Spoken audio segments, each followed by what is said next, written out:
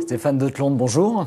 Bienvenue dans le Buzz Média Orange de Figaro. Je rappelle, depuis décembre 2000, vous présidez l'UPE, qui est l'Union de la publicité extérieure, qui est l'organisme professionnel, le syndicat professionnel qui regroupe, je crois, une quarantaine de sociétés d'affichage national, régional ou local en France. Et pour évoquer votre actualité, je vous propose de découvrir le chiffre du jour. 30%, la mairie de Paris, en effet, souhaite réduire de 30% le nombre de panneaux d'affichage publicitaire à Paris dans le cadre de son nouveau RLP, le règlement local de publicité. Est-ce que l'affichage, on a l'impression, est toujours considéré comme une pollution, c'est les termes qui ont été employés, comme une pollution visuelle? Quand on regarde les dernières années, il y a déjà eu une très forte diminution de l'espace publicitaire à Paris. On entend parfois dire qu'il y a pullulement de l'espace publicitaire, c'est totalement le contraire. Une baisse d'environ déjà 30% à 40% au cours des dernières années. Par ailleurs, la publicité à Paris a toujours fait partie du paysage. Quand on regarde les photos de Brassailles ou de Cartier-Bresson dans les années 20-30, la présence publicitaire était infiniment plus importante.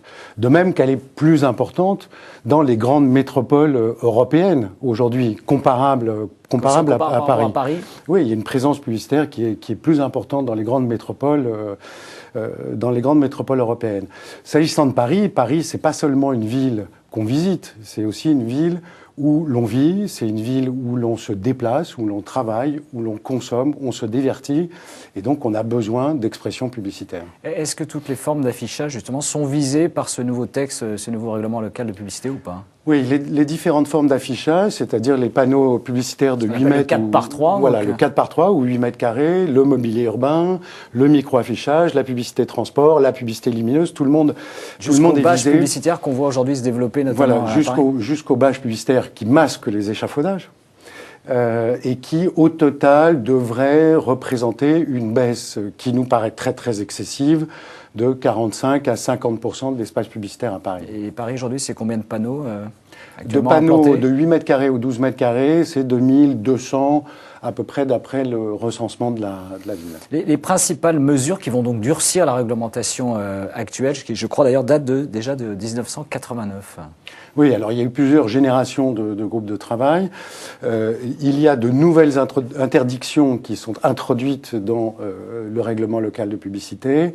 L'interdiction du 12 mètres carrés, une distance minimum entre panneaux publicitaires, la modification du zonage, le refus d'accorder un régime juridique au micro-affichage, la publicité lumineuse, bref, un ensemble d'interdictions nouvelles qui, d'après nous, auraient pour conséquence de diminuer de 45 à 50% l'espace publicitaire à Paris. Et parmi ces interdictions, il y en a une qui nous préoccupe beaucoup, qui est l'interdiction de la publicité à 50 mètres autour des écoles. Alors bien sûr, il faut protéger les enfants, y compris de la publicité, de certains messages publicitaires ou de certains visuels.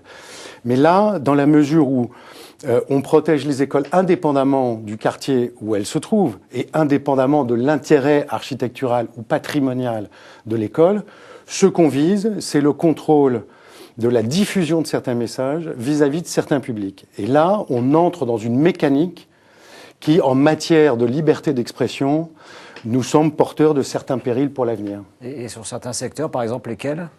Alors, c'est l'ensemble des écoles sont concernées par cette interdiction, quel que soit le quartier où il se trouve ou quelle que soit la nature du bâtiment. Donc, on n'est plus dans le cadre du contrôle, ce qui est normal, du contrôle de l'environnement et du cadre de vie.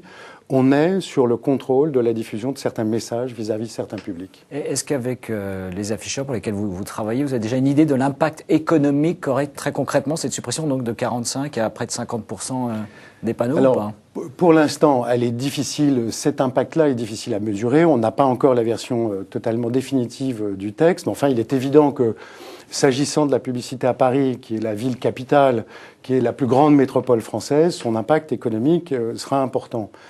Mais je crois que c'est surtout au-delà l'impact pour les activités économiques, commerciales, culturelles qui vont à Paris. Sur les affiches. Et oui, parce que quand on regarde le paysage des médias locaux, médias publicitaires à Paris, ils sont très limités. Comme vous savez, la presse quotidienne régionale en France, c'est comme ça, c'est malheureux, mais est très peu développée. Donc les possibilités pour les acteurs économiques locaux culturels, commerciaux, de pouvoir faire connaître leurs activités sont extrêmement limités. Et là, on a une limitation qui va devenir très, très excessive. D'ailleurs, je n'ai jamais vu, dans le cours d'élaboration d'un règlement local de publicité, les acteurs économiques, commerciaux, culturels, locaux se mobiliser à ce point-là sur une réglementation locale, exprimer à ce point-là des préoccupations sur leur propre activité. Alors, il y a une nouvelle réunion vendredi, je crois. Vendredi, oui, le 11 février. Le 11 février, quand est-ce que ce texte définitif doit-il être adopté ou pas ? Alors, le groupe de travail doit se réunir à nouveau le 11 février, vendredi prochain. Ensuite, il y aura une commission des sites au niveau de la préfecture, du département. Enfin, une délibération du conseil municipal. Donc ce processus-là n'est pas encore terminé. J'espère que nous arriverons à convaincre la ville, enfin nous, opérateurs de publicité extérieure, mais aussi l'ensemble des acteurs économiques locaux, de convaincre la ville de Paris d'accepter certaines modifications qui ne vont pas dénaturer le texte. La ville, le cadre général sera maintenu. Nous souhaitons certaines modifications et ce processus devrait se terminer aux alentours du mois de juin ou du mois de juillet prochain. Eh bien, Stéphane Noteland, merci. Merci d'être venu dans le Buzz Média Orange et Figaro et nous retrouvons dès demain avec un nouvel invité. Merci encore.